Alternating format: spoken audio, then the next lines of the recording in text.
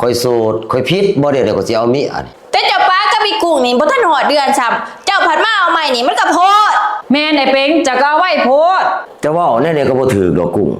คอยนี่ป้ากับเจ้าแล้วก็จะเอาเมียใหม่แต่เจ้าบ่ทันได้ป้ากับข่อยซ้ำเจ้าก็มีผู้บ่าวเนี่ยแม่นไผสัวกว่ากันเด้อกูว่าสิส่วนมึงไปหาผู้บ่าวน้อยส่วนสาแต่กูมาเดี๋ยวนี้นี่โอ้ลวงเด้อเดี๋ยวนี้ไปก็บ่ส่วนไปหาบักเทียนมันบ่แม่นอย่าสิบอกแฮงอีห่านี่เจ็บกว่ากูนี่คุกคีนี่อีพี่บ้ามาไอ้โตสิมาอยู่นำกูอ้าวเทียนคือว่าจังซั่นก็ว่าจังซี่แหละเขาบ่ได้เป็นบ้าสิเจ้าอยู่นำคันบ่มีเงินอ้าวผ่านมาหากว่าฮักเอื้อยบ่ได้ฮักเงินเอื้อยเจ้าก็เชื่อซั่นบ่คันเจ้าบ่มีเงินก็สิฮักเจ้าข่อยอายุเรือนกันจักปี10กว่าปีเลยเจ้เจ้าอันผู้เฒ่าข่อยผู้บ่าวนี่เฒ่าสิตายยังมาเด็กน้อยเงินก็บ่มีคือสิเมื่อไว้เถอะเอ้ยโอ้ยบักเฒ่าโทรนำเลยอยู่จังว่าจังเมื่อที่วะน้องน่ะบ่ทันอยากให้เอื้อยเมื่อเว้ยบ่ได้อยู่โดนหลายจังได๋พอเอื้อยสงสัยยากเนาะแต่ว่าจังได๋ก็ขอบใจเด้อเอ้ยเด้อสำหรับสายคอเนี่ยเห็นน้องดีใจเอื้อยก็ดีใจเทื่อหน้าเอื้อยสิซื้อใส่แขนให้เส้นใหญ่ๆโลดบ่ต้องเอื้อยซะนี่น้องยังเกรงใจนะบ่แม่นน้องจะได้เงินได้คำนำเอื้อยได้เอื้อยฮู้ว่าน้องบ่อยากได้เงินได้คำของเอื้อยฮู้ว่าน้องฮักเอื้อยอีหลีแม่นเอื้อยมาหาน้องก็ดีใจแหละเทื่อหน้าบ่ต้องซื้อหยังมาฝากดอกบ่เป็นหยังดอกว่าแต่ค่าห้องหั่นจ่ายเขาแล้วบ่ล่ะยังแน่หั่นเอื้อยแต่ว่าเอื้อยบ่ต้องจ่ายให้น้องดอกน้องสิจ่ายเองหั่นเด้บ่ได้จักหน่อยเอื้อยสิโอนให้โอ้ยรบกวนเอื้อยอีกแล้วบ่เป็นหยังดอกตอนนี้เอื้อยสิเมื่อก่อนจังไว้พวกเอื้อยสงสัย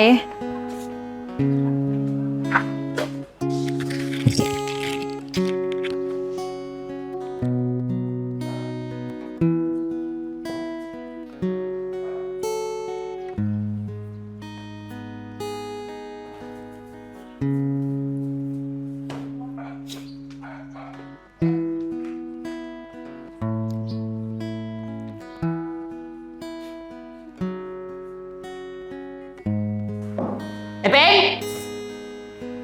จังได๋เฮ้ยเป็นจังได๋สมาโทษนำโทษนี่แท้เป็นจังได๋กับข่อยดินี่ฮะโอ้ยคนยังบ่เห็นจะมาเฮือนง่ายก็ได้โทษใส่เอ้ยเทื่อหน้าจะบ่ต้องโทษซะข่อยก็มีเมียของข่อยเนี่ยฮอดยามมาเขาก็สิมาเองแต่ว่าโดยเฮ้ยไปขอโทษไปหาแนวมาหาขอสแตงนี่หิวก็เพราะหิวเมื่อยก็เพราะเมื่อยของกินนั่นบ่มีหยังเลยเฮ้ยยังแต่แจ่วปลาบั่มเจียวปลาบั่มข่อยก็กินข่อยแห้งมาก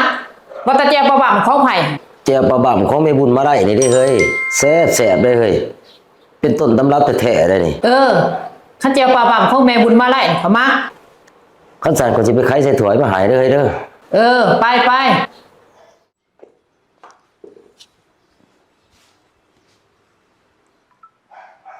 จังได๋กูอยู่เฮือนอยู่ซ่านน้องมื้อนี้เนาะไปจังได๋มาจังได๋นี่ก็มาหาโตนี่แหละมาหาเฮาให้ซัง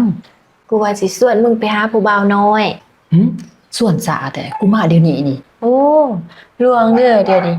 ไปก็บ่ส่วนไปหาบักเทียนมันบ่แม่นอย่าสิบอกแฮงอีห่านี่เจ็บกว่ากูได้ยินว่าแต่มึงไปหั่นบ่เห็นคนกูบ่บักโตยหั่นมันก็อยู่นำกันหั่นแหละไปอีกติบ่กูคิดฮอดซ้ำกูสิร้อยผัวมาได้ไปอีกติบ่โอ้ยกูกำลังมาเนาะนะพากูไปแน่มึงหันออกง่ายอยู่ผัวมึงหันขี้งงจังหน่อยกูกินข้าวแล้วก่อน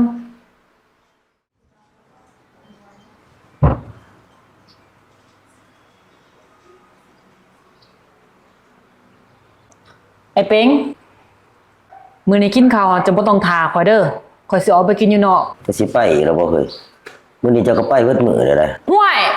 ไปเบิดมื้อก็สิเป็นอีสังข่อยก็มีเมียของข่อยตะว่าก็บ่ว่าเฮ้ยแต่ยามแดงงามง่ายก็มากินข้าวนำกันอยู่เฮือนครอบครัวจะสิตายบ่คันบ่มีข่อยกินข้าวนำหั่นเจ้านี่ก็จะสิควงได้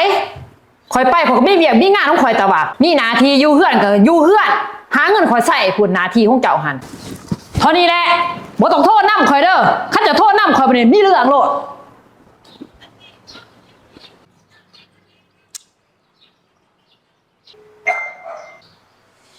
เอ้าเช้านี้ลืมโทรศัพท์ไปเด้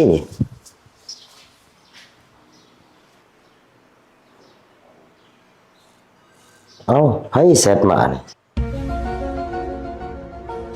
เอ้าสกุลคือมาเป็นแนวนี้ตายคือมาสัวแท้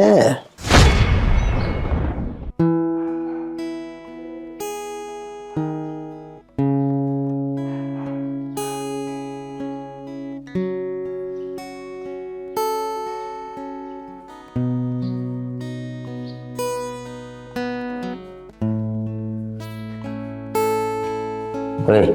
ข่อยมีแนวสิถามเจ้า สิถามอีหยัง สมมุติว่าข่อยมีผู้สาวมีเมียน้อยเดี๋ยวจะสิหายบ่ โธ่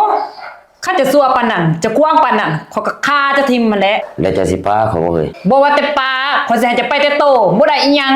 บัดสมมุติว่าจะมีผู้บ่าวจะมีกิ๊กเด้เฮ้ย มันเป็นไปบ่ได้ข้อยบ่ได้ควางแนวนั้น สมมุตินะเฮ้ยสมมุติว่ามันเป็นแนวนั้นน่ะจะสิเฮ็ดจังได๋ ข้อยก็สิหนีแต่โตเฮือนซ่านบ้านซองเงินคำกำแก้วข้อยสิให้จะเบิด คันสันจะเบิ่งก่อนนี่เฮ้ย เบิ่งอีสัง จะเบิ่งก่อนนี่เบิ่งนี่ ข้อยขอโทษไอ้เป็ง ข่อยฮู้เบิดว่าเจะนอกใจข่อยผู้บ่าวใจมันไผน่ะก็ฮู้เบิด ข้อยขอโทษไอ้เป็งข้อยพลาดไปเลยข้อยกระดินไปจังซั่นน่ะข้อยเหงา เบิ่งติผู้บ่าวเจ้านี่ยังน้อยๆหนึงมันน้อยกว่าจะไป10กว่าปีพุ่น แม่น เจ้าก็เฒ่ากว่าเขาปานนั้นน่ะเจ้าคิดว่าเขาสิฮักเจ้าแท้บ่เฮ้ยว่าแม่นเขาจะได้เงินเจ้าซื่อๆบ่ บ่ได้ไอ้เป็งเขาก็ฮักข่อยอีดีได้บ่แม่นเขาอยากได้เงินอยากได้ค้ำน้ำข่อยได้ จังไดเจ้าจะคิดแนวนั้นข่อยนี่ว่าเขาจะได้เงินนํเจ้าเห็นเจ้ามีเงินมีคำ บ่เฮ้ยข่อยเชื่อว่าเขาฮักข่อยด้วยความบริสุทธิ์ใจ เจ้าก็ฮักเขาบ่เฮ้ย ก็ฮักแต่เจ้าข่อยก็ฮักคือกันไอ้เป็ง แต่ข่อยว่าเขาต้องการเงินเจ้าซื่อๆเขาบ่ได้ฮักเจ้าหรอก บ่เขาฮักข่อยอีดีเขาบ่เคยขอเงินขอค้ำข่อยมีแต่ข่อยให้เขาเอง เอาจังซี่ซะคันเจ้าว่าเขาฮักเจ้าอีดีหั่นเขาบ่ได้ฮักเงินฮักคำเจ้า เฮ็ดจังได๋ไอ้เป็ง เดี๋ยวนี้จะลองเฮ็ดใบยาห่างกับข่อยได้แน่ใบยาห่างจะเฮ็ดมอบทรัพย์มอบสินให้ข่อยเบิดเดี๋ยวไปแต่ตู้แล้วเขาสิฮักเจ้าอยู่บ่คันเขาฮักเจ้าได้ถือว่าเขาฮักเจ้าแท้ข่อยก็ดีใจนำแล้วก็จังสิแบ่งสินสมสางให้เจ้าไปอยู่นํเขา แต่คันเขาบ่ฮักเจ้าว่าจะไปแต่ตู้จะกลับมาหาข่อยแล้วจะกลับมาอยู่นํกันคือเก่าแล้วบ่ให้เว้าความเก่าความหลังอีกบัดนี้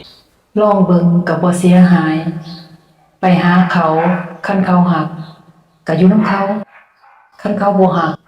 ก็กลับมาหาผัวโอเค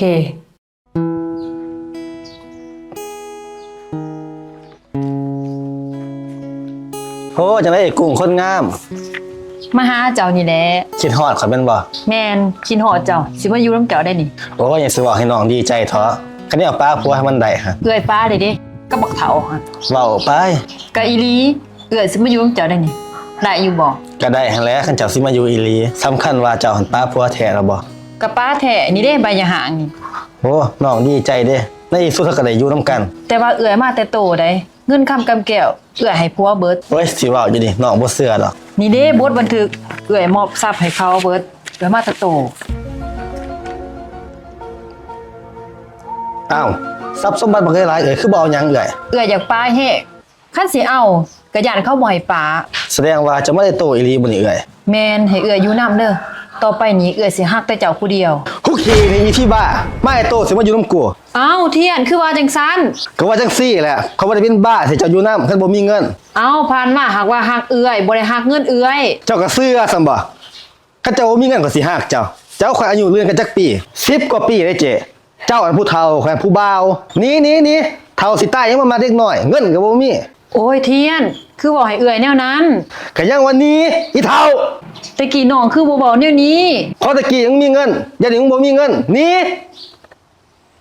โอ้ยเฒ่าสิตายยังมาเด็กน้อยอยู่ยังสิแนมอีกนี่เฒ่าสิตายแล้วเงินก็บ่มียังสิมาเด็กน้อย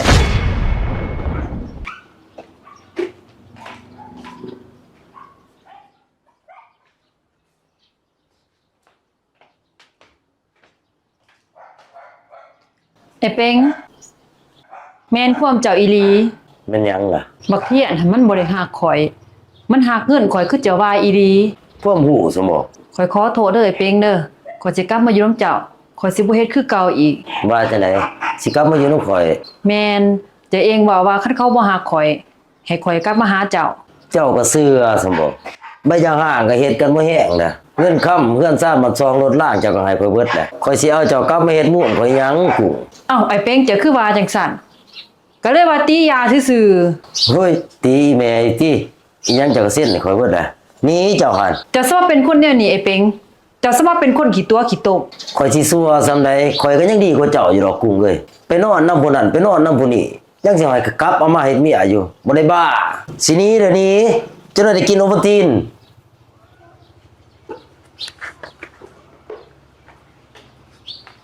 ไปห้อย8 ฟันประการน่ะกลับมาสิให้เอาคืนโอ้ย เฮ้ย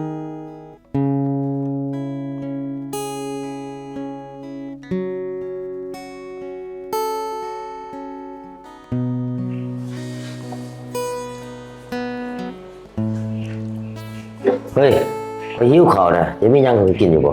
ของกินข่อยยังเฮ็ดอยู่เฮ้ยเมื่อทันสุกซ้ํ จะเฮ็ดหยังกินเฮ้ยมื้อนี้ หลายแนวเฮ้ยมาเพียแน่ต้มแน่แกงหน่อไม้แน่ เจ้านี่ดีดี เอาใจใส่เวียกเฮือนการสร้างบ่คือเมียเก่าข่อยเด้อเมียเก่าก็นี่แต่ข่อยแต่งอยู่ครัวกินให้เพิ่นน่ะมีไปเลาะดินเลาะกินตีดผู้บ่าวผู้แพ้วข่อยนี่น่าสิรู้จักกับเจ้าแต่โดนเด้อเด้ หูจักตอนนี้ก็บ่ซ้ายดอกอยากบ่อยากเฮาก็ได้เป็นผัวเป็นเมียกัน ว่าแต่ข่อยหิวแห้งๆในตอนนี้ คันจะหิวแห้งจะอดบ่ได้ก็เอาแจ่วปลาบ่ำตี้ไปกินก่อนนี่กินอุ่นท้องก่อน ข่อยลืมไปได้ว่ามีแจวปลาบังแม่บุญมาได้แจวปลาบังเวียงไส้แม่บุญมาได้ข้างแหนมันก็สุดยอดเด้อเฮ้ย เอาคันสุดหย่อนก็เอาไปกิน